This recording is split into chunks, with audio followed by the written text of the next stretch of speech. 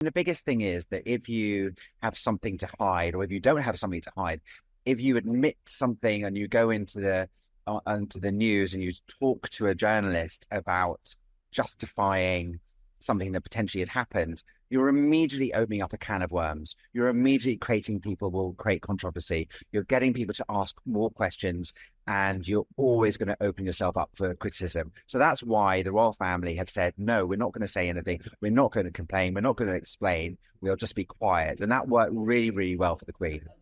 I think someone like Andrew has, a really big ego. We can see that in him.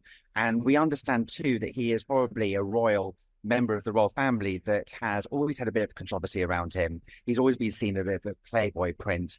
And he's always been somebody that the press have sort of picked up on in maybe a little bit of a negative way. So he probably feels that he wants to have his own right to reply. He can author the answers himself and actually create his own narrative. But unfortunately, that really backfired on him. If I had been advising him, I'd say, go quiet, be quiet, just go to ground. You're a prince, enjoy the life that you lead, but do not open this can of worms, because that's what it is. It really has become something, I don't think there's ever, apart from maybe Frost and Nixon, something being an interview, a real life interview being fictionalized and being created into a Netflix movie. This is insane. I'm sure we'll probably have a play version of this soon. We've seen it with with the Wagathas. We'll see it now probably with Prince Andrew in this notorious interview. I think his worst gaffe was of obviously being in that interview. I think agreeing to it in the first place, but not realizing that he's actually going to be interviewed by a very, very good journalist who is going to ask him questions which he might not like. And I think, the answers, whether it was, Pizza Express and sweating, all these things that most people, we're all watching and cringing at. And he doesn't seem to think there's anything wrong with the answers. There's no sort of accountability there. And if there is accountability, it's skewed in a completely wrong way to get nobody on his side.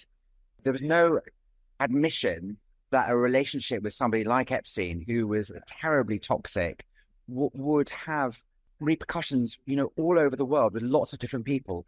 There was no idea that there were loads of victims of trafficking whose lives were completely ruined by Epstein. He didn't seem to think that the association he had with that man was anything but positive. And the association was so negative, and it was crazy for him to go on to public TV, to speak to a nation, to speak to the world, and not have any idea that potentially he needs to apologize for somebody like Epstein, and apologize for his relationship with Epstein, and how that can bring down the royal family potentially, but also can bring down a lot of people in a massive house of cards.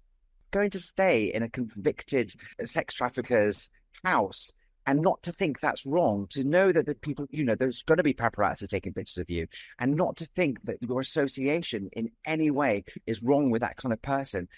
Yes, in the moment, you might think it's fine, but with people around you, why has nobody turned around to him and said, look, apologize, whatever you do, be humble. It feels like he has heard it, but not listened. And, in that interview, it was very, very obvious that he didn't care what anybody may have advised him. This was his narrative and he was going to tell it, and he told it in a terrible way. I think it shows how out of touch Prince Andrew is. I think the royal family, actually, in the last few years have become even more progressive and understood, social media. They've understood how they need to be obviously a bit more open to the media and to the general public and to their fans. But I think what this has done is really shown how archaic Prince Andrew is in his opinions and thoughts, and he hasn't, where they say, read the room, he's never read a room at all.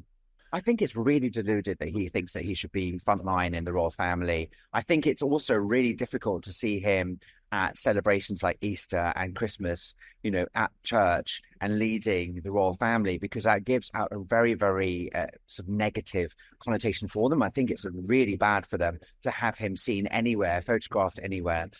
Whatever we think of Prince Andrew, there is no way back for him, and he needs to understand that. And I think, this perpetual idea that he can still be back Nobody cares. He hasn't got fans. There's nobody out there who is going, we want to see Prince Andrew. Not one single person. And I think he has to realize that. But I think it's going to take a long, long time for him to actually understand it. It's very deluded. There is no way back for him, in my opinion. I think, the best thing that he could do is to either be very, very humble and do another interview, but I don't think he'll do that, is to really, just enjoy his life. He's got gorgeous daughters. He has a great relationship with Fergie.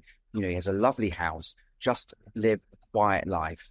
It's one of two with Rufus Sewell as Andrew, and it will be very interesting to see because they've got the second one later in the year, presume, a very royal scandal, I think it's called, but that will have Martin Sheen as Andrew. But there's no doubt that Scoop, I think it will be considerably watched. I think the funny aspect of this is that this particular broadcast, this particular interview, I mean, it's just part of mythology, really. I think that it will never, so to speak, fade away. I think that always in public relations, that this interview will be shown to pupils as an example of what under no circumstances to do, how absolutely terrifying it was. I mean, one could call it a car crash of Krakatoan proportions. It really was bizarre.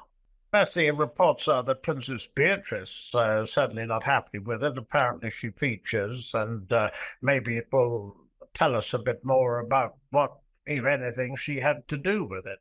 But I mean, so far as Andrew's concerned, he's only been visible at events that are religious ceremonies, the induction of the new Dean of Windsor, the memorial service to King Constantine, because William, as we know now why, pulled out at the last minute. Andrew and Sarah Ferguson appeared to be, so to speak, very prominent. And I don't think that's what the royal family wants, but it was a private service. And that was the way it was. And, of course, the Easter service at St. George's Chapel. But then again, you've got a religious service. I mean, that he's still a member of the royal family, hasn't been convicted of anything. And from that point of view, when it comes to religious services, that seems to me perfectly fine. It's what's happening. And Sarah Ferguson is, of course, as we know, unwell. She had a mastectomy last year, and she's now apparently has melanoma. So that, so far as it goes, that is as far as it's going to go. There's absolutely no way, but no way at all, that he's not, given the fact that he's not doing anything charitable. Indeed, as far as I know, he's not doing anything at all. The issue about Epstein, the deceased paedophile, and also Ghislaine Maxwell, a convicted sex trafficker. I mean, the issue is perfectly clear. The interview and these two depictions of it, one of them with Rufus Sewell as Andrew, I mean, they will remind people of how horrendous it was.